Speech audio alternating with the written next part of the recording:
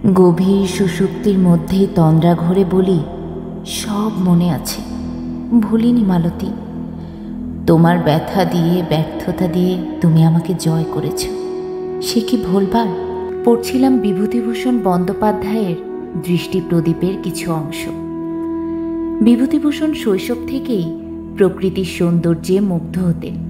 তিনি ভালোবাসতেন গাছপালা, মাঠঘাট, গ্রাম বাংলা। নিজের লেখায় বারবার তিনি গ্রাম বাংলার প্রকৃতিকে ধরার চেষ্টা করেছেন এবং সফল হয়েছেন। শুধু পল্লী প্রকৃতি নয়, তার লেখায় আমরা অরণ্য প্রকৃতির অপরূপ, সজীব ও মনোহর রূপ দেখতে পাই। আধুনিক ও সমসাময়িক সাহিত্যের বিপুল সমারোহে ধ্রুপদী সাহিত্যের প্রতি উভয় বাংলার পাঠকের মনোযোগ ও ভালোবাসা এখনও অতি প্রবল, এবং ধ্রুপদী গ্রন্থসমূহের নান্দনিক ও রুচিশীল মুদ্রণ নিয়েও তারা সচেতন। কথা মনে রেখে আমরা বিভূতিভূষণ বন্দ্যোপাধ্যায়ের বেশ কিছু উপন্যাস নান্দনিক সৌকর্যে প্রকাশ করার সিদ্ধান্ত নিয়েছি।